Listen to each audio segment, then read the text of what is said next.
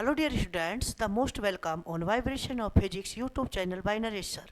देखिए, previous video में आपने स्टडी किया जो इंट्रोडक्शन पार्ट था, यानी इंट्रोडक्शन पार्ट में यानी इलेक्ट्रिक चार्ज और इलेक्ट्रिक फील्ड, वैद्युत आवेश और वैद्युत क्षेत्र, उसका जो इंट्रोडक्शन पार्ट में अपन ने देखा कि जो चार्ज होता है, आवेश होता है, उसके कौन कौन से गुणधर्म होते हैं, कौन कौन सी प्रॉपर्टी होती है। तो देखो, उसमें चार मेन प्रॉपर्टी अपन ने स्टडी की थी। एक तो चार्ज जो होता है वो एडिटिविटी रूल को फॉलो करता है, यानी आवेशों का योज्यता। ठीक, आवेशों का बीजगणितीय योग कर सकती है, एलजेब्रिक समेशन कर सकती है। क्वांटाइजेशन देखा, क्वांटीकरण, जिसमें Q equal to plus minus n e formula generate हुआ। ठीक, और थर्ड कंजर्वेशन, सीधी टर्म से कंजर्वेशन में संरक्षण में Q initial equal to Q final. ठीक, और लास्ट है इनवेरिएंट ऑफ चार्जेज, आवेशों की निश्चितता।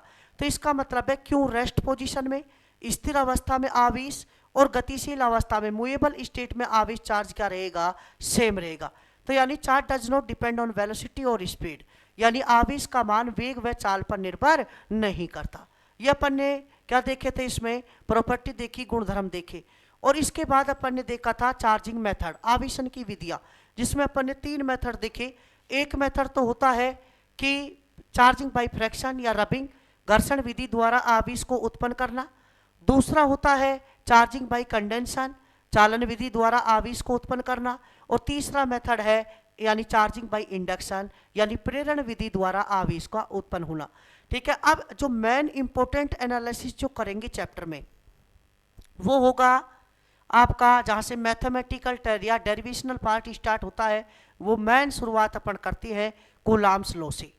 तो इस वीडियो में अपन दो ही टॉपिक कवर करेंगे, एक तो कूलाम्स लॉ क्या होता है और इसका वेक्टर फॉर्म क्या होगा, इसका सदिश रूप क्या होगा। तो देखिए, इसमें अपना कवरिंग जो पार्ट होंगे, कवरिंग जो टॉपिक होंगे, वो देखिए वो होंगे इस वीडियो में अपन टॉपिक कवर करेंगे।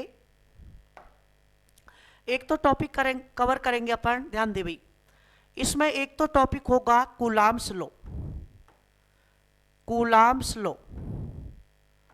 कूलाम्स लॉ, यानी कूलाम का नियम क्या होता है। एक तो कूलाम्स लॉ, कूलाम का नियम पढ़ेंगे, आवेशों के बीच में कौन सा बल लगाया, किस साइंटिस्ट ने बताया, कितना लगेगा। एक तो कूलाम का नियम स्टडी करेंगे, और दूसरा होगा इसका वेक्टर समेशन, यानी vector representation, vector form of coulombs law, यानी कूलाम के नियम का सदिश निरूपण, कूलाम के नियम का सदिश निरूपण। दो टॉपिक अपन इसमें कवरिंग में देखेंगे, सदिश निरूपण। तीसरा जो लॉजिकल पार्ट होगा कि मीडियम की प्रेजेंटनेस में जो फोर्स लगता है, कूलाम फोर्स, कूलाम बल लगेगा, उसकी वैल्यू कम होगी, ज़्यादा होगी, वो अपन देखेंगे कि वीडियो की टाइमिंग के हिसाब से। ठीक, लेकिन मेन दो टॉपिक तो अपन इसमें कवरिंग करेंगे, एक तो कूलाम्स लॉ, कूलाम का नियम, दूसरा vector form of coulombs law, coulomb के नियम का सदिश निरूपण। तो देखिए, फर्स्ट अपन पढ़ती है, आपने चार्ज दो टाइप के पढ़ी। एक तो चार्ज होगा पॉजिटिव, ठीक, और दूसरा भी चार्ज पॉजिटिव। तो इनके बीच में आपको पता है रिपल्सन होता है, प्रतिकर्षण होता है। क्लियर बात। अगर ये मान ली इनको ज्वाइनिंग करने वाली, मिलाने वाली ये रेखा है, तो मैंने पहले भी थोड़ा सा डिस्कस किया था, अगर इसको 1 मान ले, इसको 2 मान ले, तो बताओ 2 पर फोर्स, 2 पर बल कौन लगाएगा, 1। तो इसको शो करेंगे F यानी 2 1 वेक्टर। जिस पर फोर्स लगता है, जिस पर बल लगता है वो पहले, और जिसके कारण लगता है वो बाद में। तो बताओ 2 पर आवेश, 2 पर चार्ज, 2 पर फोर्स लग रहा है, बल लग रहा है 1 के कारण, और बताओ 1 पर कौन फोर्स लगाएगा, 2। तो F1 2 वेक्टर। ठीक, तो ये दोनों के दोनों जो बल लग रहे हैं, 1 2 पर लगा रहा है, 2 1 पर लगा रहा है, इन दोनों का मैग्नीट्यूड क्या होगा, सेम, परिमाण क्या होगा, समान, लेकिन एरो विपरीत दिशा में है, तो ध्यान रखना दिशा विपरीत होगी, डायरेक्शन अपोजिट होगी। इसके बाद अगर मैं बात करूं माइनस क्यू और प्लस, यानी यहां से एक दूसरा माइनस क्यू, ये भी सेम नेचर है, तो बताओ ये इसको इधर दूर धकेलेगा, प्रतिकर्षित करेगा, रिपेल्ड करेगा, ये इसको दूर रिपेल्ड करेगा। तो बताओ इसको 1 मान ले, इसको 2 मान ले, तो ये तो होगा F21 वेक्टर, 2 पर बल 1 के कारण, और ये होगा F12 वेक्टर। तो बताओ यहां भी रिपल्सन है, यहां भी प्रतिकर्षण है, यहां भी प्रतिकर्षण, दिशा विपरीत आ रही है, डायरेक्शन अपोजिट। अगर ये प्लस होता एक और दूसरा माइनस होता, ये जॉइनिंग लाइन हो गई, दोनों को मिलाने वाली रेखा हो गई, तो बताओ ये माइनस इसकी ओर अट्रैक्ट होगा, ठीक, और बता प्लस इसकी ओर अट्रैक्ट होगा, यानी माइनस क्यों इसको अट्रैक्ट करेगा, तो ये 1 और ये 2, तो ये हो जाएगा एफ, यानी किस पर कौन खींच, किस पर लग रहा है, ये 1 पर, ये इसको इधर ले जाना चाह रहा है 1 2 वेक्टर, और ये हो जाएगा F21 वेक्टर। तो देखो चाहे अट्रैक्शन हो चाहे रिपल्सन हो, पहले भी मैंने थोड़ा सा जिक्र किया था, यहां बताओ अट्रैक्शन हो रहा है, आकर्षण हो रहा है, और यहां इन दोनों कंडीशन में प्रतिकर्षण है यानी रिपल्सन है, रिपल्सन है, और यहां बताओ आकर्षण है, अट्रैक्शन है। लेकिन कोई सी भी कंडीशन अपन देखें, जो फोर्स का एरो जा रहा है, बल का जो यानी दिशा जा रही है बल की, वो बताओ दोनों एरो चाहे आकर्षण हो चाहे प्रतिकर्षण हो, एरो हमेशा अपोजिट लग रहे, तो बताओ डायरेक्शन क्या होगी, अपोजिट। तो देखिए फर्स्ट स्टडी करें अपन, कूलाम्स लॉ क्या होता है। तो कूलाम साइंटिस्ट ने चार्जों के बीच में आवेशों के मध्य में जो चार्ज रेस्ट पर है पॉइंट की फॉर्म में रखे हैं, मान दो आवेश है, दो चार्ज है, पॉइंट की फॉर्म में रखे हैं एक जगह, तो साइंटिस्ट कूलाम ने बताया इनके बीच में या तो अट्रैक्शन होगा, या तो आकर्षण होगा, या बताओ प्रतिकर्षण होगा। अब उसमें कितना वो फोर्स लगेगा, कितना बल लगेगा, तो ध्यान रखना इस चैप्टर में चाहे अपन आकर्षण की बात करें, अट्रैक्शन फोर्स की बात करें, चाहे प्रतिकर्षण रिपल्सन फोर्स की बात करें, चाहे इलेक्ट्रिक फोर्स वैद्युत बल की बात करें, चाहे कूलाम फोर्स कूलाम बल की बात करें, चारों टर्म्स का मीनिंग सेम है। वैद्युत बल नाम दे दिया तो उसमें आकर्षण भी आ गया, प्रतिकर्षण भी आ गया, यानी अट्रैक्शन भी आ गया और रिपल्सन भी आ गया। साइंटिस्ट कूलाम ने दिया था, इस वजह से इसका नाम क्या होगा भाई, कूलाम बल भी पड़ा। तो देखिए अपन फर्स्ट अपन स्टडी करते हैं कूलाम का नियम। किसकी स्टडी करेंगे, कूलाम का नियम। तो देखिए कूलाम का नियम ये कहता है दो चार्ज है, कितने चार्ज है, दो, समझिए ये मान लिया प्लस माइनस Q1, पहला चार्ज पॉजिटिव हो सकता है या नेगेटिव हो सकता है, पॉजिटिव हो सकता है या नेगेटिव, ये इनको joining line plus minus Q2, ये बताओ पॉजिटिव हो सकता है नेगेटिव। कब अट्रैक्शन होगा, कब आकर्षण होगा, कब प्रतिकर्षण होगा, कब रिपल्सन होगा, तो ये डिपेंड करेगा इनकी नेचर पर, इनकी प्रकृति पर। तो इनके मध्य में बल लगेगा, 1 2 पर लगाएगा, 2 1 पर लगाएगा। सो साइंटिस्ट कूलाम ने ये कहा कि इन पर जो बल लगेगा, जो फोर्स लगेगा, चाहे F12 माने F12 वेक्टर का परिमाण के है, या बताओ F21 वेक्टर का परिमाण के है मैग्नीट्यूड, या सिंपल अपन F से शो कर सकती है, ठीक है, क्योंकि ये दोनों बल परिमाण में समान होती है, चाहे 1 2 पर लगाए 2 1 पर लगाए, इनके बिटवीन डिस्टेंस R है, इनके बिटवीन डिस्टेंस कितनी है, R। तो साइंटिस्ट कूलाम ने फर्स्ट स्टेटमेंट दिया कि जो इनके बिटवीन जो फोर्स लगेगा, F directly proportional plus minus Q1 का मोड और प्लस माइनस Q2 का मोड, या इसको सिंपल लैंग्वेज में लिखना चाहे तो F directly proportional Q1 Q2, चाहे पॉजिटिव हो चाहे नेगेटिव, मैग्नीट्यूड तो क्या होगा, Q1 इसका और Q2 इसका, ये इक्वेशन फर्स्ट। तो वैज्ञानिक कूलाम के अनुसार दो बिंदु के रूप में रखे हैं, पॉइंट की फॉर्म में रखे हैं, ठीक है, रेस्ट चार्ज है, स्थिर आवेश है, तो उनके मध्य में वैद्युत बल लगेगा, इलेक्ट्रिक फोर्स लगेगा, तो वो जो बल लगेगा वो दोनों आवेशों के परिमाण के गुणनफल के समानुपाती, जो इलेक्ट्रिक फोर्स लग रहा है, कूलाम फोर्स लग रहा है, वो दोनों चार्जों के मैग्नीट्यूड के यानी प्रोडक्ट के क्या होगा, डायरेक्टली प्रोपोर्शनल। तो फर्स्ट इक्वेशन ये बनी F directly proportional Q1 Q2। Second statement ये दिया कि ये चार्ज जितने दूर दूर होंगे फोर्स उतना ही कम होता जाएगा, तो बताओ F inversely proportional R square. तो इनके मध्य में जो बल लगेगा, दोनों को मिलाने वाली रेखा की दोनों के बीच की दूरी, दोनों आवेशों के बिटवीन डिस्टेंस के स्क्वायर के इनवर्सली प्रोपोर्शनल होता है, तो F directly proportional Q1 Q2, F inversely proportional क्या होगा, R स्क्वायर। तो ये दो स्टेटमेंट दिए कि इनके मध्य में जो भी बल लगेगा, चाहे कूलाम बल के हैं चाहे वैद्युत बल के हैं, चाहे आकर्षण बल के हैं, चाहे प्रतिकर्षण बल के हैं, attraction, repulsion, coulomb force and electric force. तो दो स्टेटमेंट दिए गए कि जो फोर्स लगेगा वो दोनों चार्जों के मैग्नीट्यूड के प्रोडक्ट के डायरेक्टली प्रोपोर्शनल, दोनों आवेशों के परिमाण के गुणनफल के क्या होगा, समानुपाती। ठीक, और बीच की दूरी के स्क्वायर के क्या होगा, व्युत्क्रमानुपाती। तो बताओ जो फोर्स होगा वो इनवर्सली प्रोपोर्शनल होगा किसके, आर स्क्वायर के। यहां से जब दोनों इक्वेशन को अपन मिलाएंगे, दोनों स्टेटमेंट को कंबाइंड करेंगे, तो यानी from equation first and second, तो यहां से बनेगा F directly proportional Q1 Q2 और नीचे आ रहा है आर स्क्वायर। दोनों स्टेटमेंट को मिलाया कि F directly proportional Q1 Q2, ठीक, और बताओ एफ इनवर्सली प्रोपोर्शनल क्या होगा, आर स्क्वायर। जब फिजिक्स में या केमिस्ट्री में जब प्रोपोर्शनल रिमूव करती हैं, समानुपाती हटाती हैं, तो कोई ना कोई नियतांक कांस्टेंट लगाती है। तो यहां नियतांक लगाया गया एफ इक्वल टू के Q1 Q2 upon are square. यहां के एक प्रोपोर्शनल कांस्टेंट है, के एक समानुपाती नियतांक है। के बताओ क्या है भाई, समानुपाती नियतांक, डायरेक्टली प्रोपोर्शनल कांस्टेंट, ठीक, जिसे इलेक्ट्रिक कांस्टेंट भी बोलती हैं, इलेक्ट्रिक कांस्टेंट यानी वैद्युत नियतांक। क्या बोलेंगे, वैद्युत नियतांक, जिसकी वैल्यू के इक्वल टू 9 इंटू 10 की पावर 9। जब यहां से के का यूनिट निकालेंगे तो आर स्क्वायर ऊपर जाएगा, Q1 Q2 नीचे, तो यूनिट बनेगा, मात्रक बनेगा न्यूटन मीटर स्क्वायर पर कूलाम स्क्वायर। ये है सीजीएस में इसकी वैल्यू 1 होती है। ये तो बताओ एसआई सिस्टम में, सीजीएस में अगर इलेक्ट्रिक कांस्टेंट वैद्युत नियतांक का मान पूछा जाए तो 1 होगा। कितना होगा, 1। यहां ध्यान दें, this is called coulombs law, this is called coulombs law. इसे ही बताओ किसका नियम कहती है, कूलाम का नियम।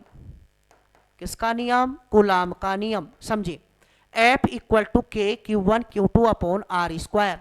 के यहाँ एक समानुपाती नियतांक है, डायरेक्टली प्रोपोर्शनल कांस्टेंट है या इलेक्ट्रिक कांस्टेंट वैद्युत नियतांक। के का मान जो याद रखना है वो होगा 9 इंटू 10 की पावर 9 न्यूटन मीटर स्क्वायर पर कूलाम स्क्वायर। कई बार डायरेक्ट क्वेश्चन पूछ लिया जाता है कि जो इलेक्ट्रिक कांस्टेंट होता है उसकी वैल्यू क्या होती है। तो के की वैल्यू ध्यान रखना 9 इंटू 10 की power 9 newton metre square upon coulomb square. जब आपको यूनिट आता है तो आप इसकी डायमेंशन विमा बना सकती है, क्योंकि बल की विमा, फोर्स की विमा, न्यूटन के लिए क्या आएगा, ML/T-2, ये होगा L2 और ये होगा AT का स्क्वायर। ठीक, यहां से अपन विमा बना सकती है। अब इसको थोड़ा सा और समझें आप, थोड़ा सा ये है कि F इक्वल टू जो आया K Q1 Q2 upon are square, ये कूलाम्स लॉ आया। के की वैल्यू आपने देख ली, यही मैं इसको आगे बढ़ाता हूं। के का जो वैल्यू होता है अलग टर्म्स में वो होता है 1/4 पाई एप्सिलॉन नॉट, नया symbol Q1 Q2 upon are square. ये के को लिखा गया 1/4 pi epsilon naught, K equal to 1/4 pi epsilon naught. ये सिंबल जो है, ये नोट तो बताओ निर्वात के लिए लगाएंगे फिजिक्स में सभी जगह। नोट का मतलब वैक्यूम, निर्वात, ठीक, या वायु के लिए भी कह सकती हैं, एयर के लिए। ये होगा epsilon naught, epsilon naught, epsilon not, समझे, एप्सिलॉन नॉट। अगर नोट नहीं लग रहा तो इसका मतलब वहां निर्वात नहीं है, वहां वैक्यूम नहीं है, वहां कोई ना कोई वैक्यूम नहीं है, वहां कोई ना कोई क्या है, मीडियम। अगर माध्यम आता है ना, क्या आता है, माध्यम, तो ध्यान दें डियर स्टूडेंट, ये नोट नहीं लगेगा, केवल एप्सिलॉन लगेगा। तो के को अगर दूसरी टर्म्स में अपन लिखना चाहें तो ध्यान दें, के इक्वल टू होगा 1/4 पाई एप्सिलॉन नोट। ठीक, अब एप्सिलॉन नोट का कई बार यूनिट पूछ लिया जाता है, मात्रा, कई बार सीधा सीधा वैल्यू पूछ लिया जाता है। तो एक बार फॉर्मूले में अपन यहां देखो, के की जगह क्या आएगा, एफ, समझे, एफ इक्वल टू क्या लिखा जाएगा, 1/4 pi epsilon naught Q1 Q2 upon are square. तो ये दो टर्म्स में अपन इसको बोल सकती है। अगर आपको के की टर्म्स में बोलना है तब तो एफ इक्वल टू के Q1 Q2 upon are square बोलिए, ठीक। और के की वैल्यू अगर एप्सिलॉन की टर्म्स में रखनी है तो बताओ 1/4 पाई एप्सिलॉन नॉट, क्या बोलेंगे, एप्सिलॉन नॉट। नोट लग रहा है तो निर्वात की बात हुई है, वैक्यूम की बात हुई है, वायु की एयर की बात हुई है। लेकिन अगर मीडियम आ जाएगा ना कहीं तो ये नोट हट जाएगा, केवल एप्सिलॉन रहेगा, वो भी अपन मीडियम का इफेक्ट में पढ़ेंगे। तो अगर एप्सिलॉन नोट की टर्म्स में बोलना है तो F equal to 1/4 pi epsilon naught Q1 Q2 upon are square, सीधा सीधा। अब ये एप्सिलॉन नोट का मात्रा क्या होगा, इसकी वैल्यू क्या है, इसे बोलते हैं, एक बार आप देखें, एप्सिलॉन नोट को बोला जाता है निर्वात की वैद्युतशीलता, निर्वात की वैद्युतशीलता।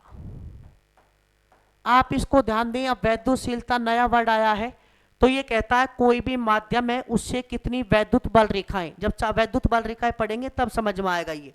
अभी आप केवल टर्म्स ध्यान रखें, नोट लग रहा है निर्वात की वैद्युतशीलता, ठीक। अगर एप्सिलॉन लग रहा है तो इसे बोलती है माध्यम की, निर्वात नहीं, क्या बोलोगे, माध्यम, यानी इसे कहेंगे वैक्यूम। एक बार इंग्लिश कन्वर्जन कर देते इसका, यानी ये होगा permittivity, permittivity of vacuum, permittivity of vacuum. वैद्युतशीलता का इंग्लिश वर्ड होता है परमिटिविटी। अगर नोट नहीं आ रहा, एप्सिलॉन आ रहा है केवल, तो बताओ माध्यम की वैद्युतशीलता, माध्यम की वैद्युतशीलता, वैद्युतशीलता यानी इंग्लिश वर्ड होगा permittivity, permittivity of medium, permittivity of medium. और तीसरी टर्म्स और चलती है, यही बता रहा हूं मैं आपको, वो है एप्सिलॉन आर। आर का मतलब होता है रिलेटिव, यानी आपेक्षिक या सापेक्षिक, इसे बोलेंगे आपेक्षिक वैद्युतशीलता, आपेक्षिक वैद्युतशीलता, आपेक्षिक वैद्युतशीलता यानी रिलेटिव, रिलेटिव परमिटिविटी। फॉर्मूला मैं बता देता हूं आपको, जो एप्सिलॉन आर होता है ना, उसकी वैल्यू निर्वात और वायु के लिए एक होती है, ठीक है। कई फिनोमेना के लिए अपन बताएंगे, बाकी सबके लिए बताओ क्या होती है, एक से ज्यादा। और एप्सिलॉन आर का फॉर्मूला होता है एप्सिलॉन अपॉन एप्सिलॉन नॉट, यानी आपेक्षिक वैद्युतशीलता, रिलेटिव परमिटिविटी, माध्यम में वैद्युतशीलता तथा निर्वात की वैद्युतशीलता का अनुपात होता है, रेशो होता है। तो अगर कहीं भी अपन रखेंगे एप्सिलॉन, तो एप्सिलॉन नॉट इंटू में क्या रखना, एप्सिलॉन आर, ये इसकी बात समझे भाई। यहीं से वापिस से तीन टर्म्स है अपने पास, एप्सिलॉन नॉट आए तो निर्वात की वैद्युतशीलता, किसकी वैद्युतशीलता होगी, निर्वात की वैद्युतशीलता यानी परमिटिविटी ऑफ वैक्यूम। और अगर नोट नहीं आता, एप्सिलॉन है केवल, तो वो है माध्यम की वैद्युतशीलता, permittivity of medium, permittivity of क्या होगा, मीडियम। और तीसरी टर्म्स है वो है एप्सिलॉन आर, आपेक्षिक वैद्युतशीलता, रिलेटिव परमिटिविटी, जो वायु निर्वात के लिए तो एक होती है, बाकी जो मीडियम होगा जैसा भी होगा उसके लिए अलग अलग टर्म्स अपन पढ़ेंगे। जैसे जल के लिए, वाटर के लिए बात करें तो 80 या 81 लेती है, ठीक। मेटल के लिए इन्फिनिटी होता है एप्सिलॉन आर की वैल्यू, ये डिफरेंट के लिए डिफरेंट होगा। तो अपन इसको ढंग से एनालिसिस करेंगे कि वैद्युतशीलता क्या होता है। जब अपन वैद्युत बल रेखाएं, इलेक्ट्रिक फील्ड लाइंस पढ़ेंगे तो किसी भी मीडियम से कितनी लाइंस पास हो रही हैं, ठीक है, कितनी वैद्युत बल रेखाएं गुजर रही है, जो गुजरने की कैपेसिटी है ना, क्षमता है, उसे अपन वैद्युतशीलता, परमिटिविटी वर्ड देती है, बाद में समझेंगे इसको। तो बताओ तीनों टर्म्स, और एप्सिलॉन आर की वैल्यू, वो जो फॉर्मूला बनता है वो होता है एप्सिलॉन अपॉन एप्सिलॉन नॉट।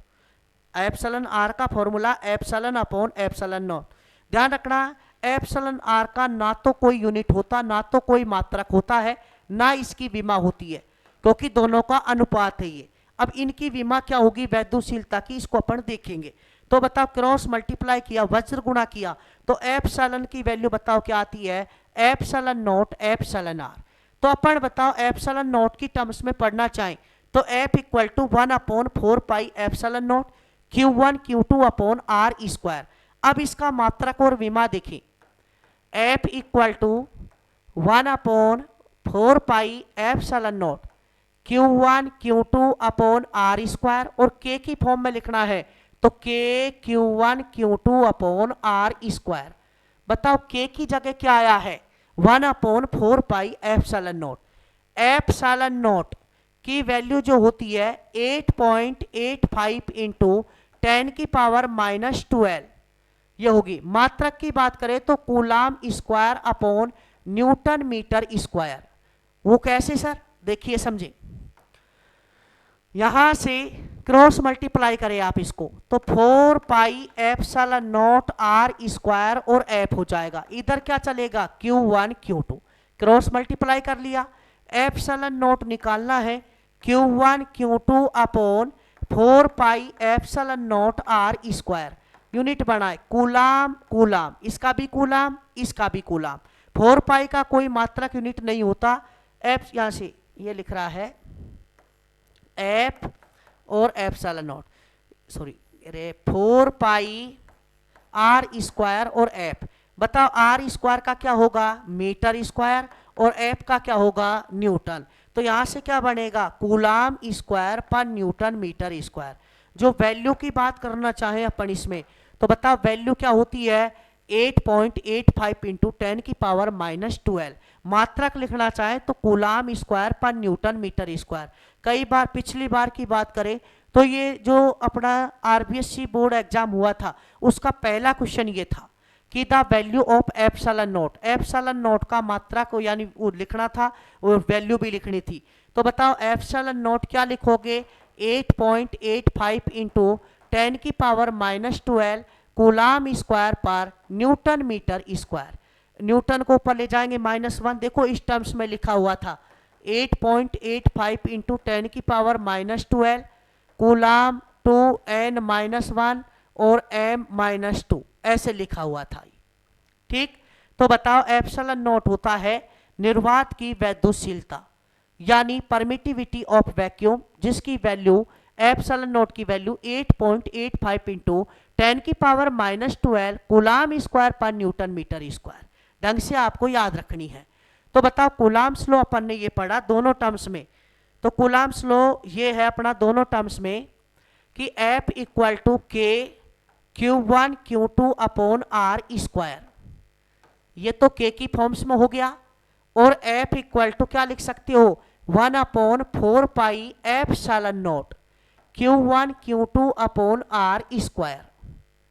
ठीक, ये दो चार्ज जो Q1 और Q2 थे, जैसे Q1 और दूसरा क्या था Q2, इनके बिटवीन डिस्टेंस r, तो इनके बीच में जो फोर्स लगेगा, बल लगेगा, उस बल का फॉर्मूला बताओ क्या आता है, K Q1 Q2 upon are square. अगर K की वैल्यू लिखनी है तो 9 इंटू 10⁹ न्यूटन मीटर स्क्वायर पर कूलाम स्क्वायर। ये तो बताओ SI में होगा, SI वैल्यू होगी। अगर CGS की बात करें, CGS की बात करें तो K की वैल्यू 1 होती है। कितनी होती है K की वैल्यू 1। और अगर ε0 की टर्म्स में बात करना चाहें तो ε0 की वैल्यू आती है 8.85 इंटू 10⁻⁻12 कूलाम स्क्वायर पर न्यूटन मीटर स्क्वायर। अगर आपसे विमा बनवाता है इसकी यानी डायमेंशन बनवाए, तो बताओ इसकी डायमेंशन क्या होगी। देखो कूलाम के लिए 80 लिखते हैं, इसका स्क्वायर तो a square t square m/l(t-2) और l2 मीटर स्क्वायर l2। यहाँ से समझे m ऊपर जाएगा m-1, l3 ऊपर जाएगा तो ये प्लस का हो जाएगा t4 और a2। जो ये डायमेंशन है इसका अपोजिट आती है k, क्योंकि k इक्वल टू क्या लिखती है 1/4πε0। इसका कोई मात्रक विमा है नहीं, तो k और ε0 की जो विमा है वो जस्ट अपोजिट है। जहां माइनस आ रहा है वहां प्लस कर दो और प्लस आ रहा है वहां माइनस कर दो। तो ये कूलाम्स लॉ आपने स्टडी किया। स्लाइड फॉर्म में देखिए क्या लिखा हुआ है, तो स्लाइड का एनालिसिस अपन करना चाहें तो स्लाइड में ये लिखा हुआ है, समझे कूलाम्स लॉ में the magnitude of electrostatic force, यानी जो वैद्युत बल लगेगा जो आवेश स्थिर है। इलेक्ट्रोस्टैटिक्स में आवेश बताओ कैसे रहेंगे, स्थिर। उनके मध्य में बल लगेगा। क्या लगेगा? बल लगेगा। बिटवीन, बीच में, 2 पॉइंट, यानी पॉइंट टू पॉइंट का मतलब है दो बिंदु आवेश, 2 पॉइंट चार्ज। और बता, it directly proportional to product of charges, यानी जो बल लगेगा वो एफ डायरेक्टली प्रोपोर्शनल Q1 और क्या है Q2। Product of charges, product of charges यानी आवेशों का गुणनफल Q1 इंटू Q2 के directly proportional and inversely proportional with अनुपाती होता है square of distance between them. तो बताओ इनके F inversely proportional R square मिलाया, तो बताओ F directly proportional Q1 Q2 upon are square. या तो आप के लगाओगे, के Q1 Q2 upon are square लिखना, या F equal to 1 upon 4 pi epsilon naught Q1 Q2 upon are square लिखे, ये लिख सकती हैं। समझ में आया? इसके बाद दोनों की आपको मैंने वैल्यू बता दी। 3 टर्म्स में फिर यानी रिपीट कर रहा हूं। एप्सिलॉन नॉट आए तो ध्यान रखना निर्वात वैक्यूम की बात हुई है, वायु की बात हुई है। और एप्सिलॉन की बात करें तो परमिटिविटी ऑफ मीडियम, माध्यम की वैद्युशीलता। और तीसरी टर्म्स होती है एप्सिलॉन आर, रिलेटिव परमिटिविटी, आपेक्षिक वैद्युशीलता। और एप्सिलॉन आर का formula epsilon upon epsilon not, दोनों का अनुपात होता है। तो बताओ इसके लिए मात्रक क्या आया? कूलाम स्क्वायर पर न्यूटन मीटर स्क्वायर। ठीक, और ये भी बताओ वैद्युशीलता है, माध्यम की है, किसी की भी हो, तो बताओ कूलाम स्क्वायर पर न्यूटन मीटर स्क्वायर। लेकिन ये दोनों का अनुपात है, तो बताओ कूलाम स्क्वायर पर न्यूटन मीटर स्क्वायर, नीचे भी कूलाम स्क्वायर पर न्यूटन मीटर स्क्वायर। तो बताओ ना तो इसका कोई यूनिट होगा यानी मात्रक होगा, और ना ही कोई क्या होगी? विमा डायमेंशन होगी। तो एप्सिलॉन आर जो होता है वो यूनिटलेस, क्या है भाई? यूनिटलेस एंड डायमेंशनलेस क्वांटिटी है, मात्रकहीन और विमाहीन राशि है। तो मैं उम्मीद करता हूं कूलाम्स लॉ आपको समझ में आया होगा। ठीक, इसके बाद इसमें देखिए इसका वेक्टर रिप्रेजेंटेशन अपन देखना चाहें तो देखिए वेक्टर रिप्रेजेंटेशन ये कहता है, एक बार आप मीडियम की प्रेजेंटनेस की ओर बात कर ली, समझे। अगर मान लीजिए यहां माध्यम की यानी इफेक्ट ऑफ, ध्यान दें, effect of medium, effect of medium अभी निर्वात की में रखे हैं, वायु में रखे थे, तो एप्सिलॉन नॉट आया। यानी माध्यम का प्रभाव देखना है। किसका प्रभाव देखना है? माध्यम का प्रभाव। तो माध्यम का प्रभाव में देखिए क्या होगा। अगर अपन निर्वात की बात करें, किसकी बात करें? निर्वात यानी वैक्यूम की बात करें, वैक्यूम वर्ड मिले, या ध्यान रखना वायु यानी एयर की बात करें, जहां कोई भी मीडियम पार्टिकल नहीं है, तो ध्यान रखना क्या आएगा? यानी निर्वात की वैद्युशीलता एप्सिलॉन नॉट यूज किया जाएगा। और जब माध्यम आ जाएगा, कैसा माध्यम आएगा, तो बताओ उसके लिए नॉट हट जाएगा। तो बताओ वैक्यूम में एफ कितना लगेगा? F equal to 1 upon 4 pi epsilon naught लिख दिया। वैक्यूम है, निर्वात, तो नॉट आ गया। Q1 Q2 upon are square, Q1 Q2 upon क्या होगा? R square. ये इक्वेशन फर्स्ट। अगर मान लीजिए मीडियम आ जाता है, दैट मीन्स माध्यम आ जाता है, तो कोई भी माध्यम आ जाए, अब निर्वात नहीं रहा, आवेशों के बीच में मीडियम भर दिया, माध्यम आ गया, तो एफ एम माध्यम में लगने वाला बल, यानी माध्यम के लिए, मीडियम के लिए एम लगा दिया, तो आप खुद देखिए 1 अपॉन 4 पाई, क्या नोट आएगा? नहीं, नोट केवल निर्वात के लिए आता है, माध्यम के लिए केवल एप्सिलॉन आएगा। क्या आएगा? एप्सिलॉन, नोट हट जाएगा। Q1 Q2 upon are square. ये इक्वेशन और देखना चाहे तो और देखो, एक स्टेप और बढ़ा सकती है। अभी मैं आपको बता रहा था एप्सिलॉन आर इक्वल टू आपेक्षिक वैद्युशीलता, रिलेटिव परमिटिविटी, एप्सिलॉन अपॉन क्या होगा? Epsilon naught. तो यहां से एप्सिलॉन इक्वल टू क्या आएगा? एप्सिलॉन नॉट इंटू में एप्सिलॉन आर। ठीक, एप्सिलॉन आर की वैल्यू अगर बात करें अपन वैक्यूम की, निर्वात की और वायु की, इनके लिए तो 1 होता है, बाकी जैसा भी मीडियम होगा एप्सिलॉन आर की वैल्यू ग्रेटर देन 1 होगी, यानी 1 से ज्यादा होगी। एप्सिलॉन आर की वैल्यू क्या होती है? हमेशा 1 से ज्यादा। अगर वायु और निर्वात है तो कितनी होगी? 1। ठीक, अगर मैं बात करूं जैसे जल के लिए, वाटर के लिए बात करूं, तो एप्सिलॉन आर की वैल्यू होती है 80 या किसी बुक में 81 भी लिख रहा है। अगर बात करना चाहे अपन माइका पेपर की, कोई माइका का पेपर है, माध्यम है, उसके लिए आप करना चाहें तो 5 या 6 के बीच में ले सकती हैं। कांच के लिए 2 से 2.5, 2.5 से 5 के बीच में, या अगर इसके लिए ध्यान रखना मेटल, धातुओं के लिए, धातुओं के लिए एप्सिलॉन आर की वैल्यू ध्यान रखना इन्फिनिटी होती है। कितनी होती है? इन्फिनिटी, अनंत। तो देखिए यहां से अपन एप्सिलॉन आर का फॉर्मूला जानते हैं, epsilon r equal to epsilon upon epsilon naught. तो एप्सिलॉन बताओ क्या आएगा? एप्सिलॉन नॉट इंटू में एप्सिलॉन आर। तो देखिए एप्सिलॉन आर की जगह अपन रख सकती हैं यहां से F M equal to 1 upon 4 pi epsilon naught epsilon r. किसकी जगह रख दिया? एप्सिलॉन की जगह। Q1 Q2 upon are square, ये इक्वेशन सेकंड। अब देखिए equation second divide by equation first, second में फर्स्ट का, तो F M upon F equal to 1 upon 4 pi epsilon naught epsilon r Q1 Q2 upon are square. नीचे बताइए क्या आएगा इक्वेशन फर्स्ट से? 1 upon 4 pi epsilon naught Q1 Q2 upon are square, इससे ये कैंसिल, इससे ये कैंसिल। तो बताओ F M upon F equal to क्या आया? 1 अपॉन एप्सिलॉन आर बच रहा है, एफ ऊपर चल जाएगा। तो नेक्स्ट स्टेप बताओ एफ एम इक्वल टू क्या आया? F upon epsilon are.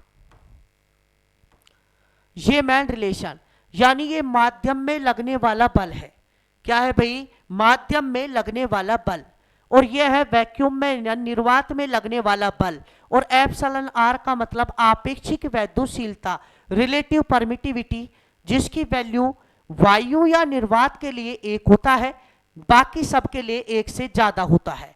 ठीक, तो बताओ जब इसमें यह लिखें कि जो एफ एम होता है, मीडियम की प्रोजेक्टनेस में जो बल लगता है, माध्यम की उपस्थिति में जो बल लगता है, वो निर्वात में लगने वाला बल का कितने टाइम्स होता है? 1 अपॉन एप्सिलॉन आर गुणा होता है या टाइम्स होता है। तो इनमें से कौन सा फोर्स ज्यादा होगा? देखिए ये वैल्यू 1 से ज्यादा, ये वैल्यू एप्सिलॉन आर की वैल्यू बताओ 1 से क्या होती है? ज्यादा। तो ज्यादा का डिवीजन करेंगे एफ में, तो एफ एम की वैल्यू क्या आएगी? कम। जैसे एफ एम लेस देन क्या है? एफ। तो बताओ माध्यम की उपस्थिति आ जाए, मीडियम की प्रेजेंटनेस आ जाए, तो आवेशों के बीच में जो बल लग रहा है, आवेशों के बीच में क्या लग रहा है? बल लग रहा है, उसका मान कम हो जाता है। उसका मान क्या हो जाएगा? कम। यानी एफ एम कम होगा किसके कंपेयर में? एफ के कंपेयर में, क्योंकि एप्सिलॉन आर की वैल्यू 1 से क्या होती है? ज्यादा। तो देखिए पहले अपन ने वायु या निर्वात की बात करी, जहां कोई माध्यम नहीं था, कोई मीडियम नहीं था, तो यहां से फॉर्मूला क्या अप्लाई किया गया? देखिए 1 upon 4 pi epsilon naught Q1 Q2 upon are square. Medium आ जाए, माध्यम आ जाए, आवेशों के बीच में, चार्ज के बिटवीन, तो एफ एम माध्यम में लगने वाला फोर्स, लगने वाला बल 1 अपॉन 4 पाई एप्सिलॉन नॉट हट जाएगा, Q1 Q2 upon are square. तो एप्सिलॉन की जगह क्या रखोगे? Epsilon naught epsilon r. ये मैंने बता दिया आपको कि एप्सिलॉन आर का formula epsilon upon epsilon naught, वज्र गुणा करेंगे तो एप्सिलॉन क्या आएगा? Epsilon naught into epsilon r. तो यहां से दोनों को डिवाइड करके क्या रिलेशन फाइंड किया गया? F M equal to F upon epsilon r. तो ये कहे माध्यम में जो बल लगेगा, माध्यम में क्या लगेगा? जो बल लगेगा वो निर्वात में लगने वाला बल का कितने टाइम्स होगा? 1 अपॉन एप्सिलॉन आर टाइम्स होगा। ठीक, इसका मतलब यह एप्सिलॉन आर की वैल्यू 1 से ज्यादा।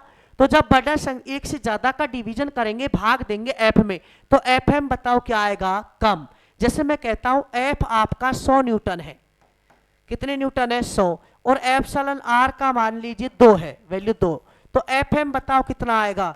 100 अपॉन 2 कितना आएगा? 50। तो ये 50 न्यूटन 100 के कंपेयर में कम है या ज्यादा? कम। तो एफ एम लेस देन क्या होगा? एफ। तो माध्यम की उपस्थिति में चार्ज के बिटवीन जो फोर्स लगेगा, आवेशों के मध्य जो बल लगेगा, उस बल का मान कम हो जाता है। उस बल का मान क्या हो जाएगा? कम हो जाएगा। क्लियर बात, उस बल का मान कम हो जाता है। तो सबसे ज्यादा आपसे पूछे अधिकतम बल कहाँ लगेगा कि सर जब दो आवेश या तो वायु में रखे हैं या तो एयर में रखे हैं या बताओ निर्वात में रखे हैं जहां कोई माध्यम नहीं है, तो उनके मध्य लगने वाला फोर्स, उनके मध्य में लगने वाला बल का मान अधिकतम होगा। और जैसा माध्यम भरते जाओगे, जिस माध्यम के लिए एप्सिलॉन आर ज्यादा होगा उतना ही बल का मान क्या होता जाएगा, कम होता जाएगा। ये ज्यादा तो ये क्या होगा, कम। तो माध्यम की उपस्थिति में आवेशों के मध्य लगने वाला बल का मान कम हो जाता है। क्या हो जाता है, कम। तो ये अपन ने माध्यम का प्रभाव देखा। किसका प्रभाव देखा, माध्यम का प्रभाव, इफेक्ट ऑफ मीडियम। तो सीधा सा मीनिंग है सबसे ज्यादा या तो वायु में लगेगा या निर्वात में लगेगा। और अगर माध्यम जिस हिसाब का मीडियम अपन उसमें फील्ड करेंगे, भरेंगे आवेशों के बीच में, उसी हिसाब से बल का मान क्या होता जाएगा, कम होता जाएगा। जो तीन टर्म्स हैं उनको आप ढंग से देखना। एप्सिलॉन नॉट निर्वात की वैद्युशीलता, परमिटिविटी ऑफ वैक्यूम, जिसका मान 8.85 गुणा 10 की पावर -12 कूलाम स्क्वायर पर न्यूटन मीटर स्क्वायर। और नॉट हट जाए तो वो माध्यम की हो जाएगी, मात्रक यही रहेगा, यूनिट यही रहेगा। लेकिन अगर बात करें एप्सिलॉन आर की, तो एप्सिलॉन आर दोनों का रेशो होता है। एप्सिलॉन आर दोनों का क्या होता है, रेशो, अनुपात होता है। यानी epsilon r equal to epsilon upon epsilon naught होगा। यानी माध्यम की वैद्युशीलता अपॉन में क्या आएगा, निर्वात की वैद्युशीलता। दोनों का जो अनुपात होगा उस अनुपात को ही अपन आपेक्षिक वैद्युशीलता कहेंगे, रिलेटिव परमिटिविटी कहेंगे, जिसकी वैल्यू जिस हिसाब का माध्यम होगा उसी हिसाब से वैल्यू होती जाएगी। तो यहां से epsilon equal to epsilon naught into में एप्सिलॉन आर, बार बार अपन ये पुट करेंगे। जहां माध्यम आ जाएगा, माध्यम के लिए एप्सिलॉन इक्वल टू क्या लिखोगे, एप्सिलॉन नॉट इंटू में एप्सिलॉन आर। ये बनेगा एप्सिलॉन ऐसे, ई को थोड़ा सा घुमा के। समझ में आया। तो ये अपन ने माध्यम का प्रभाव देखा। किसका प्रभाव देखा, माध्यम का इफेक्ट, यानी मीडियम की प्रेजेंटनेस में लगने वाला बल, यानी निर्वात में लगने वाला बल का वैक्यूम में जो बल लग रहा है उसका 1 अपॉन एप्सिलॉन आर टाइम्स होगा। क्या होगा भाई, 1 अपॉन एप्सिलॉन आर टाइम्स होगा। इसके बाद यानी एफ एम लेस देन क्या होगा, एफ, माध्यम की उपस्थिति में लगने वाला बल का मान क्या हो जाता है, कम हो जाता है। क्या हो जाता है, कम। समझिए भाई, वेक्टर रिप्रेजेंटेशन और देखेंगे इसका, लेकिन उसका डेरिवेशन थोड़ा बड़ा है, इस पर डिपेंड अपन एक दो न्यूमेरिकल देखें।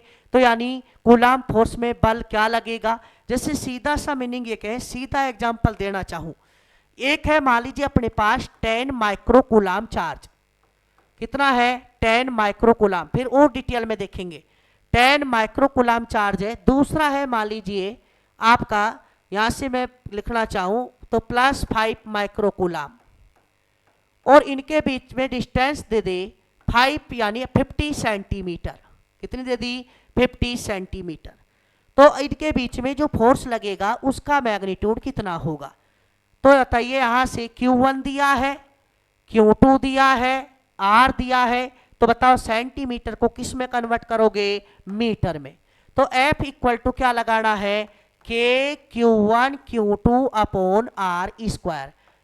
ठीक, तो F इक्वल टू 9 इंटू 10 की पावर 9, माइक्रो का मतलब 10 इंटू 10 की पावर -6, माइक्रो का मतलब 10 की पावर -6, इंटू में बताओ 5 इंटू 10 की पावर -6 अपॉन, बता 50 सेंटीमीटर को मीटर में कन्वर्ट करें तो 0.50 मीटर का क्या होगा यहाँ, स्क्वायर, आर स्क्वायर। जो बल का मान आएगा वो न्यूटन में आएगा। एक बात आप ध्यान से समझें कि आपसे प्रकृति पूछे, नेचर पूछे कि इसमें कौन सा बल लगेगा, तो सीधा आप मैग्नीट्यूड तो यहाँ से निकाल लेना और प्रकृति यहाँ से देखना, ये भी पॉजिटिव है, ये भी पॉजिटिव है, तो बता दोनों के बिटवीन क्या होगा, प्रतिकर्षण होगा, यानी रिपल्सन होगा। क्या होगा, रिपल्सन, रिपल्सन होगा, प्रतिकर्षण होगा। ठीक, प्रकृति का मतलब उसकी यानी प्रकृति कैसी होगी, प्रतिकर्षणात्मक, क्योंकि पॉजिटिव पॉजिटिव है। मैग्नीट्यूड की बात करना चाहे यहां से, तो F इक्वल टू 9 इंटू 9 है, एक बताओ 10 है और एक 5, इनको सोल्व कर लिए, माइनस का 12 और प्लस का 9, तो कितना बचेगा माइनस का 3। यहाँ देखिए 0.50 0.50, यहाँ से 2 पॉइंट यानी 2, ये कितना हो जाएगा ऊपर 4 जीरो लगा दी, 2 जीरो से 2 जीरो तो क्या हो जाएंगी कैंसिल। ये कितना हो जाएगा 5 इंटू 5 25, और ये 4 यानी 100 में 4 बार, ये हो जाएगा 20 और ये 200 इंटू 9, 200 इंटू 9 इंटू में 10 की पावर -3, ये हो जाएगा। वैल्यू किस में आएगी न्यूटन में, यानी 1800 इंटू में 10 की पावर -3, तो यहाँ से आएगा 1 पॉइंट, ये देखो इसको कैंसिल कर दे, यहाँ पॉइंट लगा दे, 1.8 न्यूटन, यानी 1.8 न्यूटन आएगा। तो दो बिंदु आवेश है स्थिर रखे हैं Q1 और Q2 दिया है। माइक्रो का मतलब 10 की पावर -6 मीटर, सेंटीमीटर को मीटर में कन्वर्ट करें। कूलाम्स लॉ के अकॉर्डिंग आप फॉर्मूला लगाएं F = K Q1 Q2 upon R²। इससे थोड़ा स्टैंडर्ड क्वेश्चन लेती है जो अपना चालन विधि पर आधारित होगा, कंडेंसर मेथड पर हो सकता है, ठीक है, आवेश का बराबर भागों में बंटना। तो देखिए भाई समझिए, नेक्स्ट क्वेश्चन अपन इसमें एनालिसिस करना चाहें तो क्वेश्चन का एनालिसिस में देखें। नेक्स्ट क्वेश्चन एनालिसिस में एक क्वेश्चन है अपने पास, ये कह रहा है यहां से देखो, दो स्फीयर हैं हैविंग इक्वल चार्ज, ये दो स्फीयर, दो चालक गोले, ये स्फीयर, ठीक, इनके बिटवीन, ये इनका सेंटर, दोनों पर बताओ having equal charge exact F force, equal charge क्यों है और क्यों, दोनों पर चार्ज की वैल्यू सेम है, ठीक है, और दोनों के बीच में जो फोर्स लग रहा है वो एफ लग रहा है, ठीक। नाउ 20% चार्ज वन स्फीयर, यानी इससे 20% चार्ज, इसका 20% आवेश किसको दे दिया अनोदर स्फीयर पर, यानी ये ए है और ये बी, यानी स्फीयर जो ए है, गोला जो ए है, उसका 20% किस में चला जाता है बी में चला जाता है। अब बताओ उनके बीच में फोर्स से बताओ क्या होगा, फाइंड द न्यू फोर्स, नया बल क्या होगा। देखो पहले जब कुछ नहीं हुआ था 20% इसने नहीं दिया, इस पर भी आवेश क्यों है, इस पर भी आवेश क्यों है, यानी दोनों पर आवेश की वैल्यू, चार्ज की वैल्यू सेम। तो एफ बताओ कितना लग रहा है के Q1 Q2 अपॉन R²। तो यहां से बताओ एफ क्या बना, एफ = K Q इंटू में Q, दोनों पर समान, Q1 भी Q है Q2, R², मान ली डिस्टेंस R है, तो यानी KQ² अपॉन R²। ये इक्वेशन फर्स्ट। जब इसमें कोई भी आवेश का आदान प्रदान नहीं हुआ, चार्ज 20% नहीं गया, तो बताओ एफ कितना लग रहा है KQ² अपॉन R²। अगर K की जगह आप 1/ε0 लिखना चाहे तो लिख सकती है। अब बताओ जब इसने 20% इसको दे दिया, तो बताओ इसका आवेश कम हो गया, इसका आवेश ज्यादा हो गया, ऐसे ही है ना। तो बताओ Q का 20%, Q का 20% इसे दे दिया, यानी Q इंटू में Q का 20%, 20/100, तो बताओ यहां से 0.2 Q आवेश दे दिया, किसको दे दिया बी वाले को, 0.2 Q आवेश। तो बताओ इसके पास पहले कितना था QA, अब बताओ QA' अब कितना रह जाएगा, ए पर आवेश, पहले Q था उसमें से 0.2 Q चला गया, इसको दे दिया दूसरे वाले को, भाई Q का 20% दे दिया इसको, तो बताओ QA' क्या बचेगा बाद में 0.8 Q बचेगा। तो बताओ बाद में अब कितना हो गया, इस पर ए वाले पर तो कितना है 0.8 Q हो गया। अब इसने लिया तो बताओ क्यों था पहले QB', अब क्या हो जाएगा बाद में, पहले क्यों था और कितना आ गया इसके पास 0.2 Q आ गया, तो बताओ 1.2 Q हो जाएगा बाद में, ये दूसरा। तो इस पर बताओ कितना हो जाएगा 1.2 Q हो जाएगा, ये B है, कोई दिक्कत, डिस्टेंस वही R उतनी की उतनी पर रखे हैं। अब बताओ नया बल क्या होगा, यानी Q का 20% का मतलब 0.2 Q आवेश इसमें कम हो गया, इसको दे दिया तो इसमें जुड़ गया। अब बताओ नया फोर्स क्या होगा, F' क्या होगा, तो K में कोई चेंजेस नहीं, Q1 बदल गया, Q2 बदल गया, पहले दोनों पर सेम था। अब बताओ R², R में कोई चेंज नहीं किया, सेम डिस्टेंस पर है, तो बताओ K इंटू में बताओ फर्स्ट वाले पर कितना आ गया 0.8 Q और 1.2 Q और नीचे आर स्क्वायर, तो ये हो जाएगा 0.8 इंटू 1.2 और ये q square upon are square, तो यहां से बताओ 0.96। ठीक, और ये बताओ क्या है, के बच रहा है, K q square upon are square, बताओ क्या है, प्रारंभिक बल है, पहले वाला बल है, तो बताओ एफ लिख देंगे। तो बताओ एफ डैश का मतलब कितना आया, बाद में नया बल कितना आया, 0.96 यानी एफ। तो यानी इसका पहले बताओ दोनों पर आवेश सेम, तो एफ इक्वल टू क्या लगेगा यहां से, यानी एफ इक्वल टू लगेगा K q square upon are square. जब इसका 20% इसे दे दिया, तो बताओ क्यू का 20% का मतलब 0.2 क्यू दे दिया, तो इसमें कम हो जाएगा, इसका ज्यादा हो जाएगा, इसको दिया है तो इसका कितना हो जाएगा 0.8 क्यू और इसका हो जाएगा 1.2 क्यू।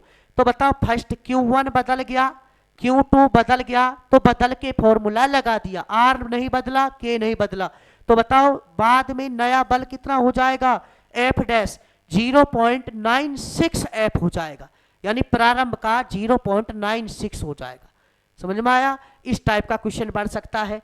एक क्वेश्चन और देखिए आप, ढंग का क्वेश्चन है इसमें एक, उसको देखें, ये रहा, देखो समझे, आइडेंटिकल स्फीयर ए और बी, देखो ए है और दूसरा बताओ बी है, आइडेंटिकल है, सेम है, समान है, बताओ चार्ज कितना है, इस पर भी क्यों है, इस पर भी क्यों है। तीसरा थर्ड स्फीयर, कोई भी तीसरा गोला है, सेम साइज का है और अनचार्ज, अनचार्ज, तीसरा सी, ये बताओ अनचार्ज, इस पर आवेश का मान 0, कोई आवेश नहीं, कोई चार्ज नहीं। Is brought to contact with the first, पहली बार, तो बताओ फर्स्ट में पहली बार, ठीक, बताओ brought in contact with second and finally removed from both, यानी is contact with the first, पहले तो बताओ पहले वाले के, और then brought the contact second. जो सी है ना, देखो फिर से समझना, जो सी है अनचार्ज, उसे पहले बताओ किससे टच कराया, ए से, फर्स्ट वाले से, फिर फर्स्ट वाले टच कराने के बाद फिर किससे टच कराया, बी से। तो आपको पता है टच कराने पर आवेश बराबर भागों में बढ़ जाता है, चार्ज की वैल्यू बताओ सेम डिवाइडेशन हो जाता है।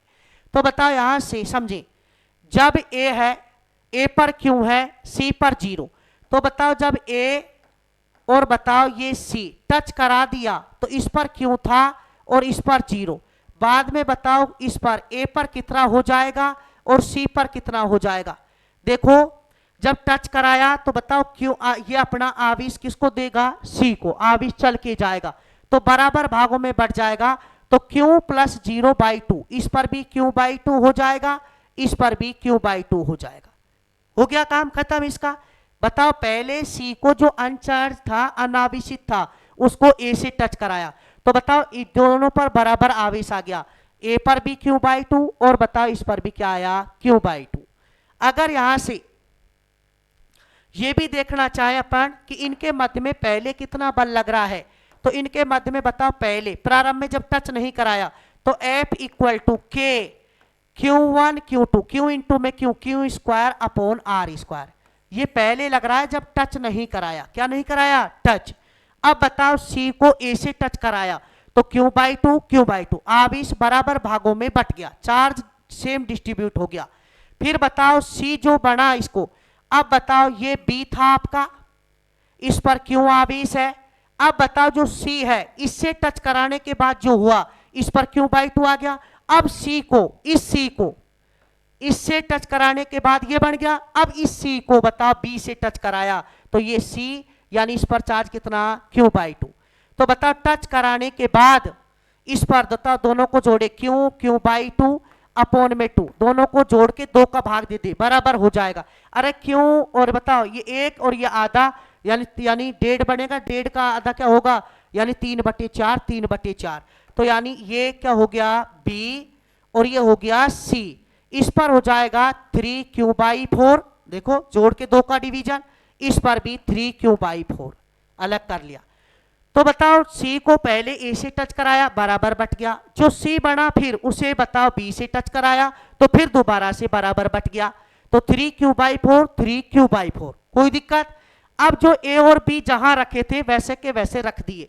देखो ये ए और ये बी जहां रखे थे वहीं रख दिए। अब बताओ ए पर कितना आ गया, ए पर आ गया आपका q/2, q/2, और बी पर बाद में कितना हो गया 3q/4।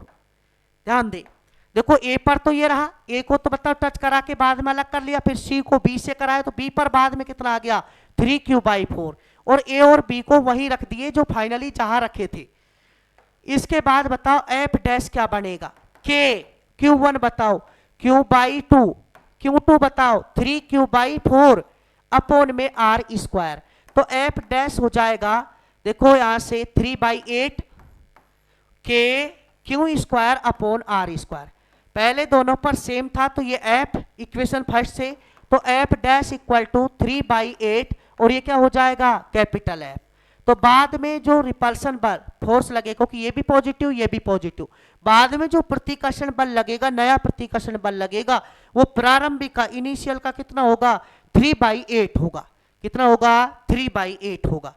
तो देखिए अपन ने इस पर डिपेंडेंट 2-3 न्यूमेरिकल देखे, 3 न्यूमेरिकल अच्छे न्यूमेरिकल थे, टच कराने वाले 20% वाले या डायरेक्ट लैंग्वेज वाला। ठीक, तो इसमें देखिए नेक्स्ट टॉपिक को अगर कवर किया जाए तो वीडियो बहुत लेंथी हो जाएगा। नेक्स्ट सेपरेशन पोर्शन में अपन क्या देखेंगे, उसका वेक्टर रिप्रेजेंटेशन देखेंगे, सदिश निरूपण देखेंगे।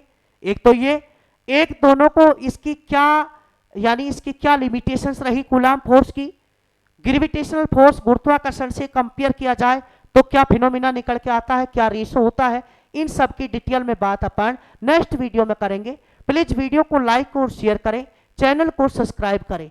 Thank you so much.